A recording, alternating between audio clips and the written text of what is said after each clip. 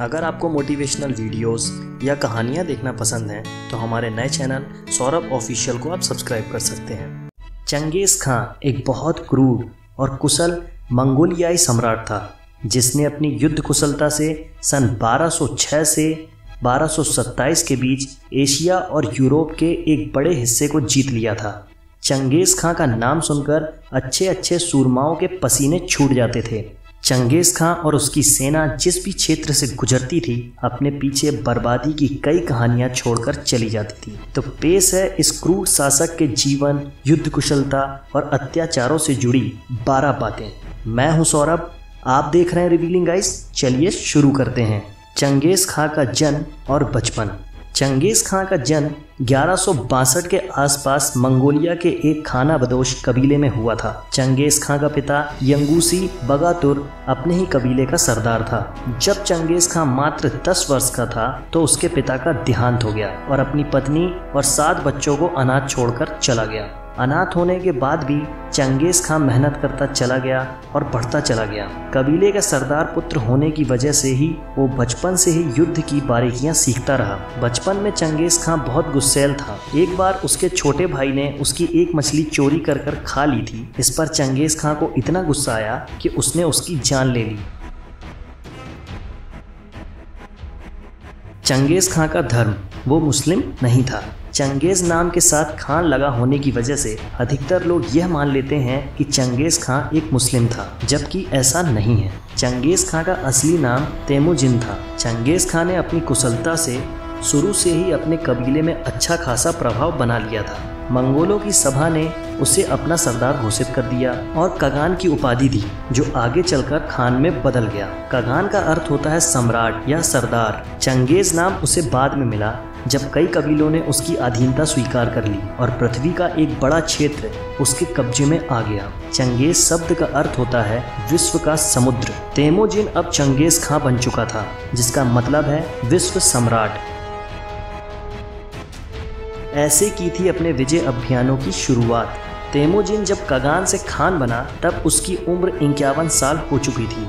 इस उम्र में ज़्यादातर आदमी शांति और आराम चाहते हैं, पर उसके लिए तो यह विजय यात्रा की शुरुआत थी। एक कहानी के अनुसार एक बार चंगेज़ खां शिकार से वापस लौटकर जब अपने ठिकाने पर पहुंचा तो अपनी जवान पत्नी को गायब पाया। बाद में उसे पता चला कि एक दुश्मन कबीले के लोगों ने उसकी पत्नी का अपहरण कर लिया है। इसके बाद चंगेज़ खां अपने कबीले के लोगों को संगठित कर अपनी पत्नी को छुड़ाने के लिए कई लड़ाइयाँ लड़ता है। अपनी बीवी के मिल जाने के बाद भी अपनी जीतों से उत्साहित होकर लड़ाइयाँ जारी रखता है और दुनिया में सबसे ज़्यादा क्षेत्र जीतने वाला सम्राट बन जाता है।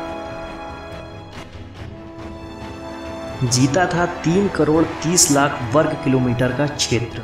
चंगेज़ खां ने 1206 से 1227 के बीच दुनिया के एक बड़े हिस्से पर कब्जा कर लिया था, जिसका क्षेत्रफल लगभग 3 करोड़ 30 लाख वर्ग किलोमीटर था। इतना क्षेत्रफल पूरे थल भाग का 22% है और वर्तमान में भारत से 10 गुना ज़्यादा। चीन से लेकर बुखारा, समरकंद, रूस, अफगानिस्तान, ईरान, इराक और हंगरी तक चंगेज़ खां का साम्राज्य फैला हुआ था। इतना क्षेत्र आज तक कोई भी दूसरा सम्राट नहीं जीत सका।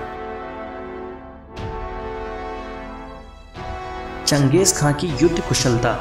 मंगोलिया के खानाबदोश लोग बड़े ही ताकतवर थे, लेकिन इनकी ताकत इनके ज़्यादा काम न आती अगर इन्होंने एक योग्य सरदार पैदा न किया होता। यह योग्य सरदार था चंगेज़ खां। चंगेज़ खां बड़ी सावधानी और समझदारी से युद्ध करता था। उसने अपने सैनिकों को खास तरह की ट्रेनिंग दे रखी थी। सबसे ज़्यादा वह घोड़ों को सिखाता था और इस बात का खास इंतजाम किया था कि युद्ध में एक घोड़ा मरने के बाद दूसरा घोड़ा फौरन सैनिक के पास पहुंच सके, क्योंकि उस समय युद्ध में तेजी के लिए घोड़ों का बहुत महत्व था। युद्ध में भले ही चंगेज़ खां की सेना विरोधी सेना से कम होती थी, पर उनके पक्के अनुशासन और संगठन के कारण जीत हमेशा चंगेज़ खां की सेना की ही होती थी। 4 करोड़ लोगों की मौत का जिम्मेदार था चंगेज़ खां। चंगेज़ खां को एक तो उसके साम्राज्य विस्तार तो दूसरी ओर उसकी क्रूरता के लिए जाना जाता है। अपने विजय अभियानों के दौरान वह जिस भी क्षेत्र में जाता शहरों के शहर तबाह कर देता और खूब मारकाट करता।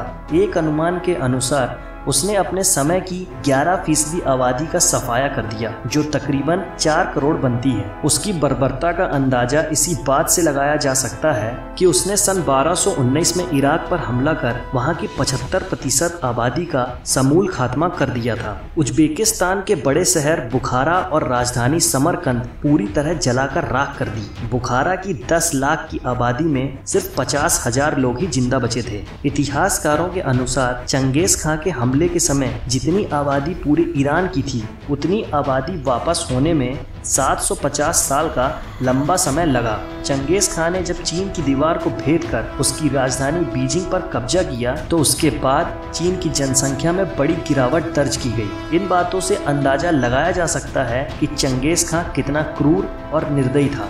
चंगेज खां भारत आते आते लौट गया।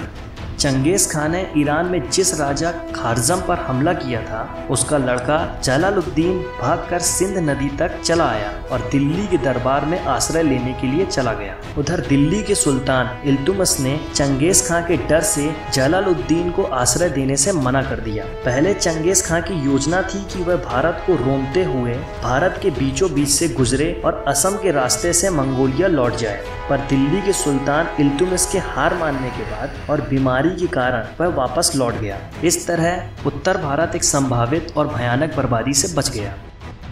वासना का भूखा था चंगेज खां। चंगेज खां जिस भी क्षेत्र को जीतता था, उसके पराजित योद्धाओं की पत्नियों और बेटियों की नग्न परेड कराता था। वह उन स्त्रियों का चयन करता था जिसके साथ उसे हम बिस्तर होना होता था। बाकी बची स्त्रियों को अपने अधीनस्थ अधिकारियों और सेनापतियों की छावनी में भेज देता था। जीवित हैं चंगेज खां के 1.6 करोड़ वंशज। चंगेज खां की कई पत्नियां थीं। इतिहासकारों के अनुसार चंगेज खां हजारों का नहीं तो कम से कम सैकड़ों बच्चों का बाप था। रूस की एक एकेडमी ने मंगोलिया के सीमाई क्षेत्र में रहने वाली जनसंख्या के टिश्यूओं के नमूनों की जांच की तो पाया कि आज भी चंगेज खां के 1 करोड़ 60 लाख पुरुष वंशज जीवित हैं। अगर महिला वंशजों को भी इसमें जोड़ लिया जाए तो इनकी संख्या 2 गुनी हो जाएगी। इसका मतलब है कि पृथ्वी पर लगभग 3 करोड़ लोग ऐसे हैं जिनके दादा के दादा के दादा और नानी की नानी की नानी का पिता चंगेज खां था। चंगेज खां का धार्मिक दृष्टिकोण। धार्मिक मामलों में चंगेज खां बड़ा दयालु था। वह सभी धर्मों का सम्मान करता था। चंगेज खां एक विचारधारा क्षमाबाद को मानता था, जिसे आप उसका धर्म कह सकते हैं। क्षमाबाद में नीले आसमान की पूजा होती है। चंगेज खां ताओ धर्म गुरुओं से भी खूब ज्ञान चर्चा किया करता था। अपने मरने तक चंगेज खां क्षमाबाद पर ही कायम रहा और जब भी कठिनाइयां होती तो नीले आकाश की तरफ देखता था। चंगेज खां को बाज पालने का शौक था। उसके पास तकरीबन 800 बाज थे। चंगेज खां की मौत। यह कोई नहीं जानता कि चंगेज खां की मौत क्यों हुई और उसे दफनाया गया या जलाया गया था। एक कहानी के अनुसार घोड़े से गिरने की वजह से उसकी मृत्यु हो गई थी। चंगेज खां 1227 में 65 वर्ष की उम्र में एक बड़ा इतिहास पीछे छोड़कर इस दुनिया से चला गया। चंगेज खां के उत्तराधिकारी। चंगेज खां की मृत्यु के बाद उसके लड़के ओकताई ने मंगोल साम्राज्य की गद्दी संभाली। चंगेज खां के मुकाबले में वह दयावान और शांति प्रिय था। वह कहता था कि हमारे चंगेज ने बड़ी मेहनत से हमारे लिए शाही खानदान को बनाया है। अब समय आ गया है कि हम लोगों को शांति दें। चंगेज खां के मरने के बाद भी उसका साम्राज्य 200 वर्ष तक टिका रहा। तैमूर और गजनवी को महान बताने वाले अरब और ईरानी लेखकों की नज़र में चंगेज खां एक दानव था। इसमें कोई शक नहीं कि चंगेज खां एक जालिम शासक था, पर उस समय के दूसरे शासकों और उसमें कोई ज़्यादा अंतर नहीं था। भारत में मुस्लिम बादशाह यही कुछ करते थे। गौर करने की बात यह है कि जहां चंद्रगुप्त, सिकंदर और अकबर जैसे राजाओं ने प्रदेशों को जीतने का काम जवानी में ही पूरा कर लिया था, वहीं चंगेज खां ने 41 वर्ष की आयु में अपने विजय अभियान की शुरुआत की। इससे हम निष्कर्ष निकाल सकते हैं कि चंगेज खां ने अपनी जवानी के जोश में एशिया को नहीं रौंद डाला। वह अधेड़ उम्र का एक होशियार और सावधान आदमी था और हर काम को हाथों में लेने से पहले उस पर विचार और तैयारी कर लेता था। आज की वीडियो में बस इतना ही। आप चंगेज़ खां के बारे में क्या सोचते हैं हमें कमेंट में ज़रूर बताएं। अगर आपको यह वीडियो पसंद आया हो तो लाइक करें, कमेंट करें, शेयर करें और इस तरह के दिलचस्प वीडियो को देखने के लिए आप हमारा चैनल सब्सक्राइब भी कर सकते हैं। जय हिंद, वंदे मातरम।